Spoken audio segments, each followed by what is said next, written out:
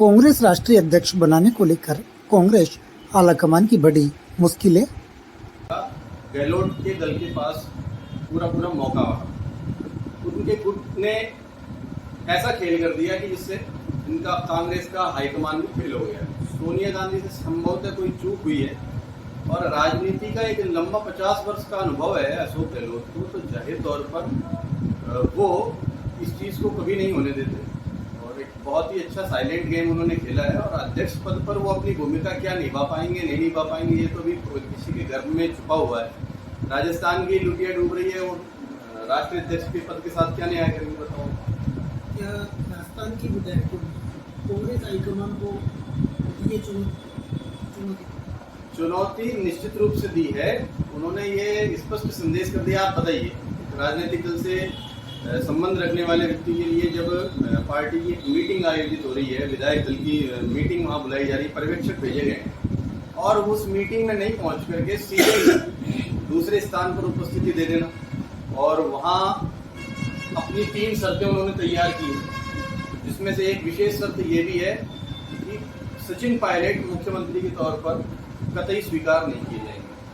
और ये चीज़ एक दबाव की राजनीति का गेम यहाँ पर खेला गया है कि सीधा अपना विधानसभा अध्यक्ष को उन्होंने 92 विधायकों ने ऐसी सूचना है कि अपना इस्तीफा जो है वहाँ सौंपा है सीपी जोशी जी को।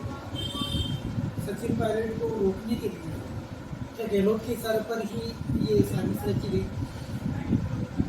आगे देखिए होता है क्या, क्योंकि राजनीति में कुछ भी खुल करके सामने नहीं आता, लेकिन हालात और परिस्थितियां बहुत कुछ अपने आप बयान करते हैं। तो आप भी समझदार हैं, इसमें बहुत कुछ कहने की जरूरत नहीं है। तो कोई सक्षम खेमा कभी ये नहीं चाहेगा कि कोई दूसरा आकर के अपना अधिकार जमा पाए।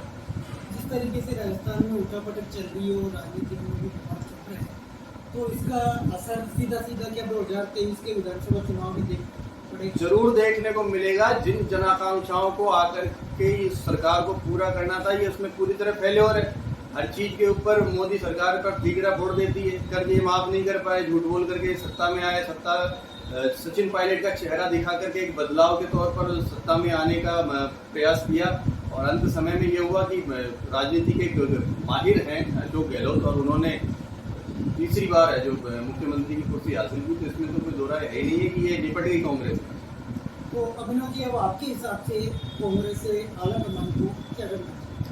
देखिए, कांग्रेस आलाकमान फिलहाल कुछ कर पाने की स्थिति में है ऐसा मुझे लगता नहीं है, क्योंकि यहाँ आने वाले जो साल भर और सवा साल का समय बचा हुआ है, तब तक अपनी सरकार को टिकाए रखना ही बहुत बड़ी चुनौती है। अगर 90 विधायक नहीं रहेंगे आपके पास दल में, आप सरकार कैसे बनाएंगे? तो यहाँ कांग्रेस का जो आलाकमान है वो कहीं ना कहीं फंस गया है, इस पेच में फंस गया है। वो जो 102 विधायक का आंकड़ा बताया गया है कि इनमें से किसी को भी आप अगर विधायक दल का नेता चुनते हैं तो वो हमें मंजूर है।